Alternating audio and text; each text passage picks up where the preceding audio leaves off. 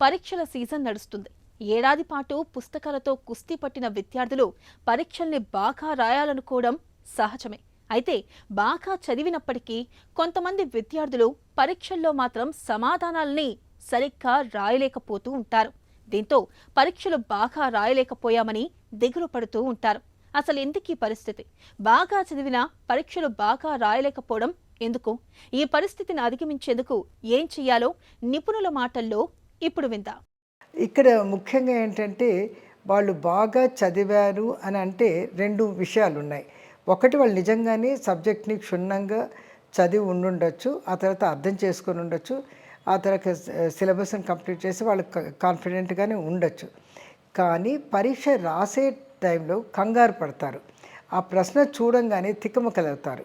అంటే ఈ ప్రశ్నకి ఆన్సర్ పూర్తిగా తెలియదు అన్న ఆందోళన వచ్చేటప్పటికి ఏమవుతుందంటే వాళ్ళు రాయాలనుకున్నది సరిగ్గా రాయలేకపోవటం, వాళ్ళు తప్పుగా రాయటము, లేకపోతే సగం రాయటము, వదిలేయటం అలాంటివి జరుగుతుంది.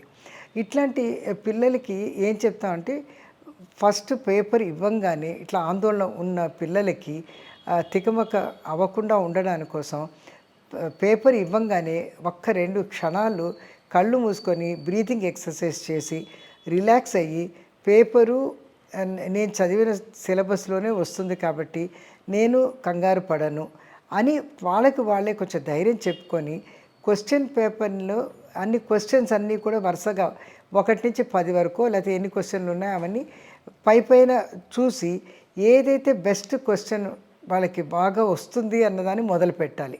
అంటే ముఖ్యంగా ఎస్ఏ టైప్ క్వశ్చన్స్ లేకపోతే షార్ట్ క్వశ్చన్స్ అట్లాంటివి. ఎప్పుడైతే వాళ్ళు అలా తనకు బాగా వచ్చిన క్వశ్చన్ రాస్తారో అప్పటికి రిలాక్స్ అయిపోతారు, యాంగ్జైటీ తగ్గుతుంది.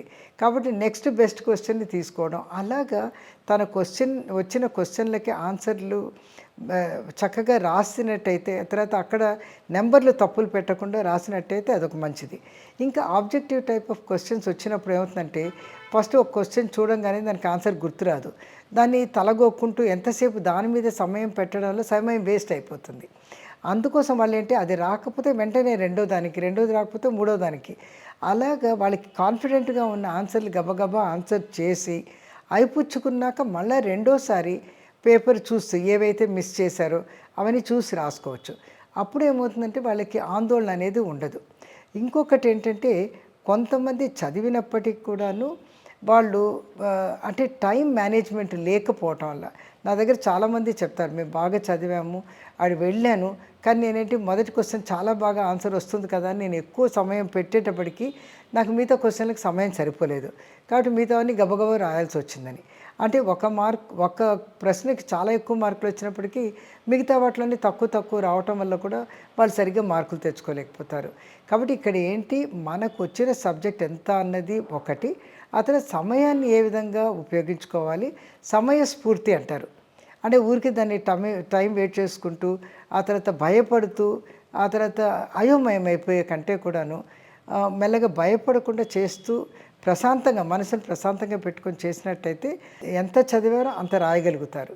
కాబట్టి ఈ ఆందోళన అనేది మనసుకి దగ్గర రానియకుండా ప్రశాంతత అన్నది త్రూఅవుట్ పరీక్ష రాసే ముందు పరీక్ష రాస్తున్నప్పుడు ఉంచుకున్నట్టయితే పరీక్షలు బాగా రాయగలుగుతారు.